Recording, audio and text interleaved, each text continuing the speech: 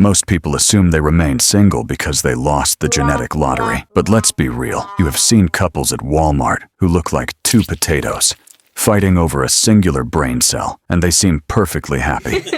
The truth is, dating is just a supply and demand economy, and right now, you are marketing a product with a terrible user interface, zero customer support, and a terms of service agreement that nobody wants to read. So, naturally, you try to take this defective product to market, but instead of fixing the bugs, you decide to brute force your way through the most hostile environments known to man.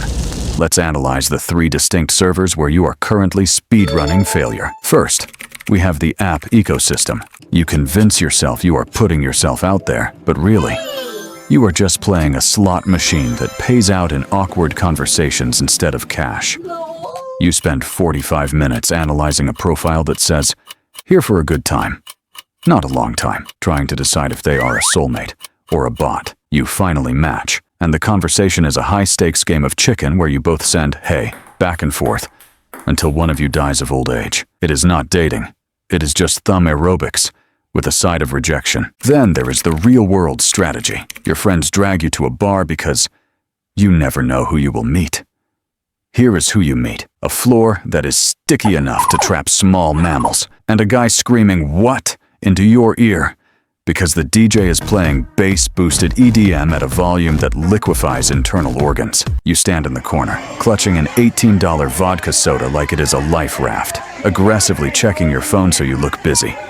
You realize the only chemistry happening here is the ethanol destroying your liver. Finally, the talking stage. This is a psychological experiment where you try to maintain a relationship with a person who replies once every 3 to 5 business days. You overanalyze their punctuation, wondering if the lack of an emoji means they hate you, or if they just have an Android. You send a carefully crafted joke that you peer-reviewed with your group chat, and they respond with a haha reaction. No text, just the reaction. You are investing Bitcoin levels of energy into someone who is giving you monopoly money in return. Mathematically, this brings us to the dignity retention model. As we observe, your level of self-respect is inversely proportional to the effort you put into dating. At 0 effort, rotting in your room playing Elden Ring, your dignity remains intact. But as you progress along the x-axis, downloading Hinge, going to the club, or worse, double texting to check in, your dignity crashes harder than the crypto market in 2022. By the time you reach the simp singularity, you are apologizing to someone for their lack of communication. The math does not lie. The only winning move is not to play. So, why do we subject ourselves to these humiliating scenarios? Why endure the sticky floors and the dry conversations? Because biology is a cruel hostage taker that will not let you enjoy your solitude in peace. You know the system is rigged. You know the odds are 0.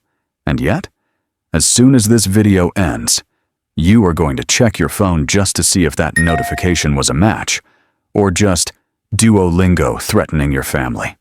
Spoiler alert, it is the owl. Go to sleep.